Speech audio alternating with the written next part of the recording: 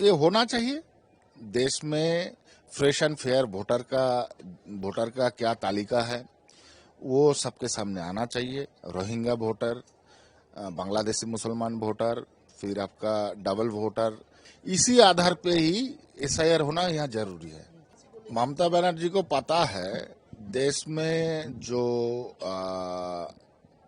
राष्ट्रवादी मुसलमान हैं वो उनके पक्ष से हट गया। उनको वोट मैदान में रहना चाहिए, इसलिए देखा कि मथुआ एक फ्री फकट में हो सकता है, इसलिए बार बार मथुआ को हाईलाइट किया जा रहा है। लेकिन मैं पूरे होशो और हवास से ये कहता हूँ, ये होना चाहिए। देश में फ्रेश एंड फेयर वोटर का क्या तालिका है वो सबके सामने आना चाहिए। रोहिंग्या वोटर, बांग्लादेशी मुसलमान वोटर, फिर आपका डबल वोटर, फिर डेड वोटर, ये सब तो रहना नहीं चाहिए। इसके जरिए उनका वोट बैंक बड़ा है, क्योंकि उनके लोग ही जाके वही वोट दे रहे थे। तो ये सही नहीं है। देश में एक फ्रेश एंड फेयर इलेक्शन होना है और इंडियन जो सिटीजन है वो लोग ही वोट देंगे। इसी आधार पे ही एसआईआर होना यहाँ जरूरी है। ममता बनर्जी को पता है देश में जो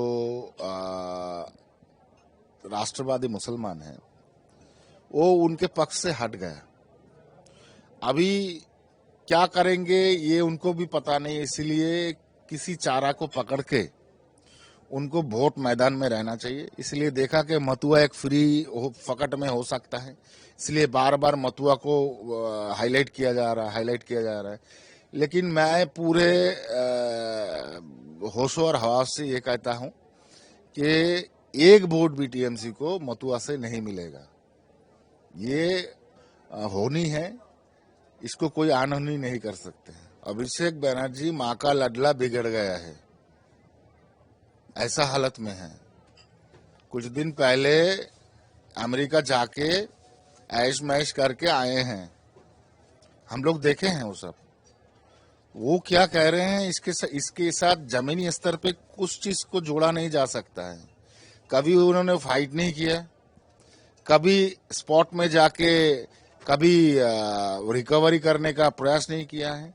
पीछे आ गया है भाईपो, उसके साथ साथ एक माँ का लडला बिगड़ गया। ऐसा हालत में वो आके गद्दी को संभाल रहे हैं। तो इसमें नेता प्रमाणित नहीं होता है, इसमें वास्तव स्थान को प्रमाणित नहीं होता है, वो सब में कुछ नहीं होगा।